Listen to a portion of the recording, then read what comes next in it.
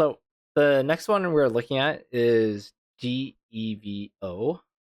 This is my first time looking at it, so we'll do some analysis. So the biggest thing we're on the daily. You see how that orange crossed that black? That's normally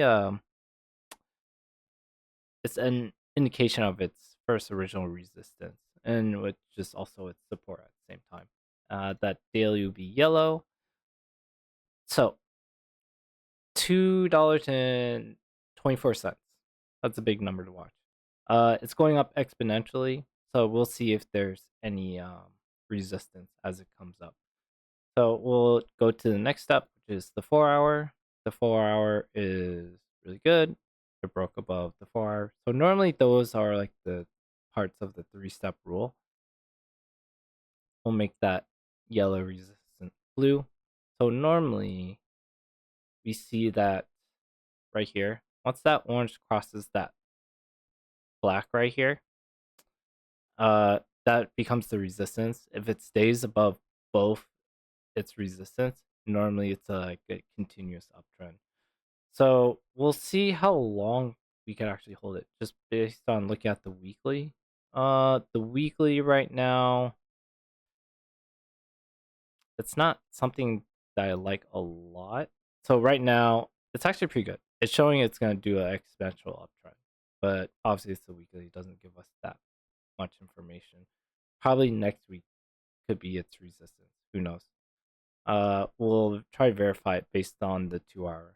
So on the 2 hour right now, it says it is most likely it could have a resistance coming up pretty soon. So based on tomorrow, whatever it jumps up to tomorrow, it'll hit its resistance and probably would happen within its 1 hour.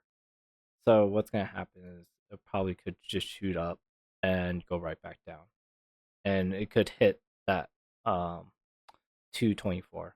So I'll be careful with it when if it continues upward.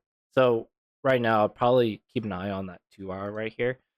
I'm worried about it because normally once we have a intersection when that purple line intersects with the blue line right here, that indicates like a resistance. It broke above its original resistance over here. But yeah, so if you look at over here, so this was its old original resistance right here on the 2 hour. So we notice like how it popped up right here and just went right back down, became stagnated. Same premise. Let's try to verify it on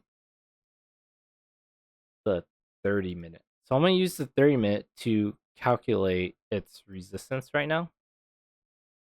So this is what you used a long time ago for its resistance, which is still pretty accurate after a long time. So what I'm looking for is you see this red and this blue line, how they intersect? That's the 20-day and 50-day moving average. So every time they intersect, that's where I put my selling point, which is its resistance right there. So its resistance is almost matching up with the 285. So it could just go up a little bit or tank right back down. But if it stays above it, we could have a continuous uptrend. So pretty much I'm saying that if it stays about $3, that's a good long term hold. If uh next week, if it stays about $3 the entire time next week, good. Good hold. Do it. I want to say $3 because there's another section that's happening right here, and it's like 294, and people just like good even numbers. So yeah, as long as it stays above $3, I think it's fine. Then it'll have its crazy continuous uptrend, which is very possible for like in the long term. Because if this continues on its uptrend, but right now it's saying it's probably hitting its resistance next week.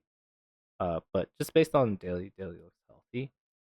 Um, if I was playing into this, what I'll do is I will wait until it gets close to the 224. I'll go to the 4 hour, wait until this guy goes down, saying that it could make sure it stays on that support level, which is like my buying price. Then if it stays above it throughout like next week, I'll be fine holding on to it.